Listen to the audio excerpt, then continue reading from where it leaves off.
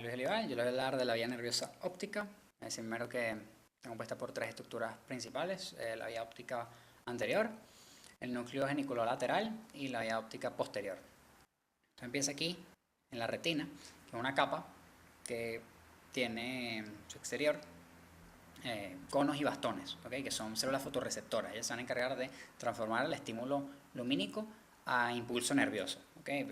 Los conos se encargan de la información diurna, que es cuando hay mucha luz, y los bastones se encargan de cuando hay poca luz y no detallan tanto cosas como el color ni los detalles, valga la redundancia.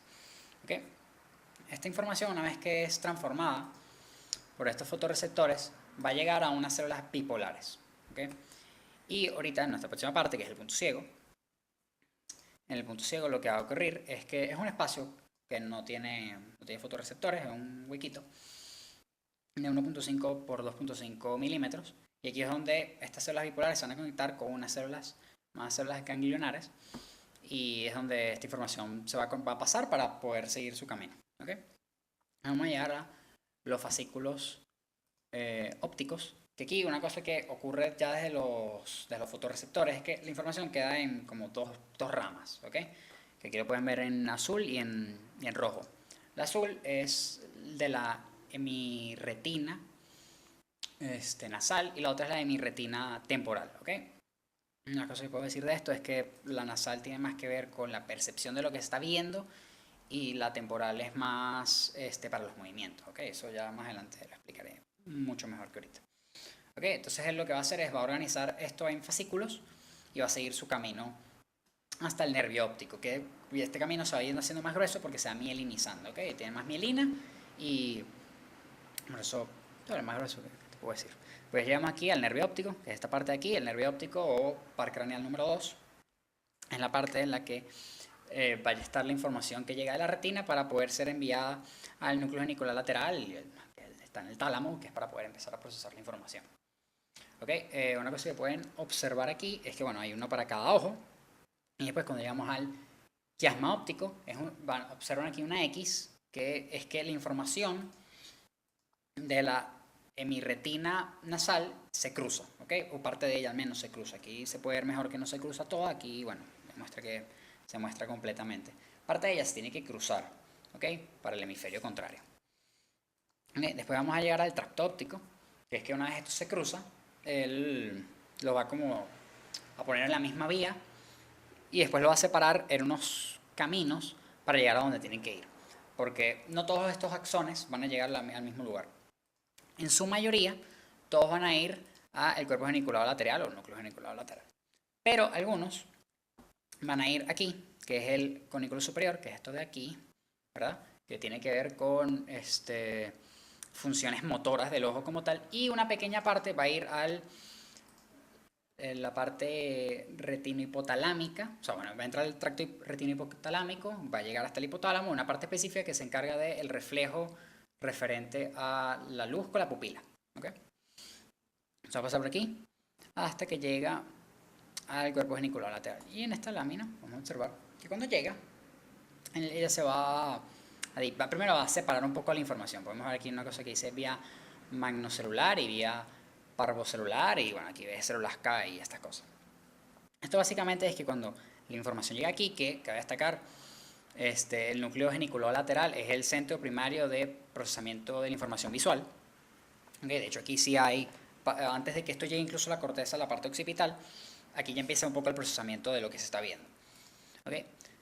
Para explicar esto rápidamente, las células M, que es, vamos a ver, 1 y 2, es donde llega la mayoría de los estímulos que vienen del ojo, principalmente, como dice aquí, de los bastones, y esto tiene que ver con la percepción del movimiento, la profundidad visual y pequeñas diferencias o cambios de brillo. ¿Okay? Son las más numerosas, 95% más o menos. Las células P, que son la 3, 4, 5 y 6 que vemos aquí, son las que se encargan de recoger y recibir la información de los conos verdes y rojos, ¿ok? Y estos están relacionados con la percepción del color y la forma, que lo menciono aquí. Tienen casi más o menos el 5%. Y bueno, las células K reciben información de los conos azules y son las que menos se encuentran, y se encuentran en medio entre las capas de la magnocelular y la parvocelular, ¿ok? Una vez esto llega aquí, Entonces, una cosa que sale aquí en esta lámina, que no sé si pueden apreciar que una vez esto es dirigido, en el núcleo, esta información va a ser enviada a la corteza. Y para ser enviada a la corteza, esto va a ser a través de una cosa que se llama radiación óptica. ¿Ok? Y esto va a mandarlo a cada una de sus respectivas partes. Lo podemos apreciar aquí. Y una vez eso ocurra, va a llegar a la parte específica que debe llegar, que usualmente es B1 o el área de la corteza primaria visual, que Broman la coloca como el número 17, ¿ok? Aquí, de hecho, lo coloco. Que el B1 es la que recibe información directamente de esta parte. ¿Okay? La corteza visual es la parte de la corteza cerebral que se encarga de procesar los estímulos visuales provenientes de los fotorreceptores de la retina. En esta imagen podemos observar cómo la información entra por el ojo, pasa por la retina, para luego llegar al núcleo geniculado lateral del tálamo que se encuentra acá, y luego llegar a la corteza visual. Una vez allí, las diferentes informaciones captadas por los receptores serán trabajadas e integradas para darles un sentido conjunto. La corteza no es una única estructura, sino que está dividida en áreas y vías cerebrales diferentes. En esta imagen podemos observar que acá se encuentra la corteza visual primaria o B1 y acá tenemos la corteza visual secundaria que se subdivide en B2, B3, B4 y B5. La corteza visual primaria o B1 también es conocida como área estriada. Se encuentra en el área 17 de Brodmann y a su vez se encuentra alrededor de la cisura calcarina. Esta área se encarga de recibir las señales visuales provenientes directamente desde los ojos. Esta corteza recibe la mayor parte de las aferencias del núcleo geniculado lateral y se encarga de distribuirlas a las otras áreas occipitales. B1 es el primer nivel de procesamiento visual en la jerarquía cortical. La principal función de esta área es fusionar la información que viene de ambos ojos y analizarla respecto a la orientación de los estímulos en el campo visual. B1 tiene diversidad funcional ya que procesa tanto el color como el movimiento y la forma del estímulo visual. La información sobre el color del estímulo es enviada desde B1 hacia B4, que es especializada en el procesamiento de color. La información sobre el movimiento del estímulo es enviada de B1 a B5, que es especializada en el movimiento, y la información sobre la forma del estímulo es enviada desde B1 hacia B3, que se especializa en el procesamiento de la forma. Así podemos ver que la visión comienza en B1, que tiene múltiples funciones, y luego su procesamiento continúa en áreas más especializadas. La corteza visual secundaria, también llamada área preestriada, pertenece a las áreas 18 y 19 de Brodmann. Se encuentra en las zonas periféricas a la corteza visual primaria y es conocida como el área de asociación de la visión. En el área 18 de Brodmann, o B2, que es la rosada que se encuentra acá, se reciben aferencias de la corteza visual primaria y de otras zonas corticales, así como del tálamo. Esta zona se ha relacionado con la memoria y con la asociación con experiencias visuales pasadas. Esto nos permite reconocer y apreciar lo que se está observando. B2 procesa una visión estereoscópica del objeto. En el área 19 de Brodmann, o B3, B4 y B5, se reciben aferencias tanto de B1 como de B2. B3 se va a encargar de procesar la profundidad y la distancia del objeto. B4 se va a encargar de procesar el color y la forma de los estímulos y B5 procesará el movimiento del objeto. El área visual primaria constituye el primer eslabón en el análisis de la imagen visual. Las neuronas que integran la corteza visual primaria se caracterizan por la extraordinaria precisión de sus conexiones, su especialización funcional y su organización jerárquica. Las neuronas corticales encargadas de analizar las características de la imagen situada en una zona concreta del campo visual se organizan entre sí en una unidad funcional básica denominada hipercolumna. Dentro de cada hipercolumna existen sistemas columnares con células con campos receptivos con propiedades semejantes. Así, cada hipercolumna se compone de múltiples columnas de orientación, columnas de dominancia ocular y regiones blobs. Todos estos sistemas permiten el análisis de todos los diferentes aspectos de la imagen. Las neuronas pertenecientes a las columnas de orientación, estas que podemos observar acá, son sensibles a la orientación, a la frecuencia espacial y al movimiento de un estímulo. Las neuronas de las regiones blobs, estas que podemos observar acá, son sensibles al color, y las neuronas binoculares de las columnas de dominancia ocular, estas que observamos acá, son sensibles a la profundidad.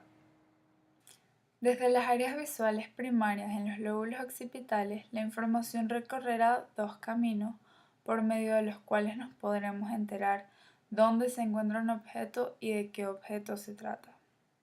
La vía ventral, también conocida como la vía del qué, esta que está acá, es una de las principales vías del encéfalo que iría desde la B1, en el área 17 de Brodmann, hacia el lóbulo temporal inferior, este que se encuentra acá.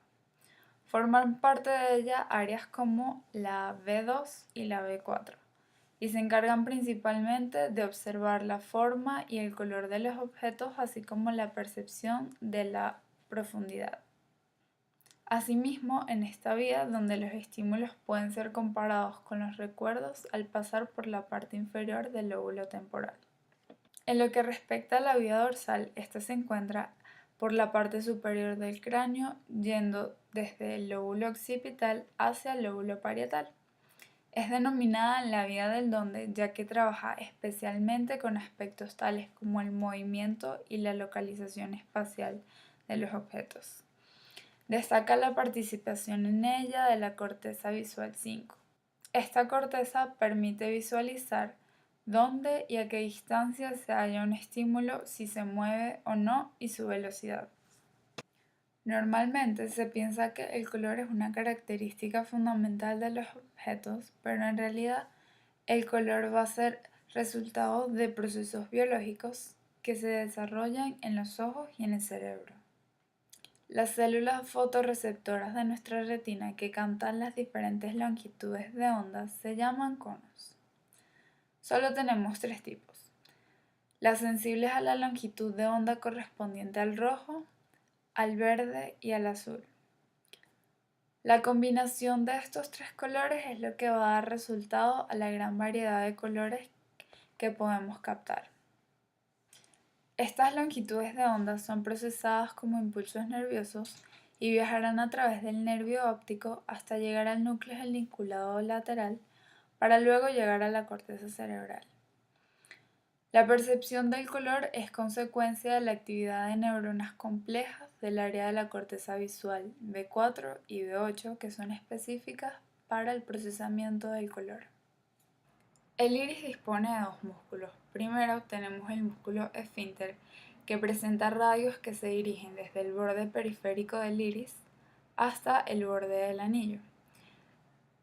La función de este es de dilatar la pupila, que lo hace mediante la contracción de estos mismos músculos, y está inervado por el sistema nervioso autónomo simpático. Luego tenemos el otro músculo, que sería el dilatador, este que vemos acá, que tiene forma de anillo y se encuentra alrededor de la pupila. La función de este es de contraer el agujero pupilar, igualmente mediante su contracción, y está inervado por el sistema nervioso autónomo parasimpático.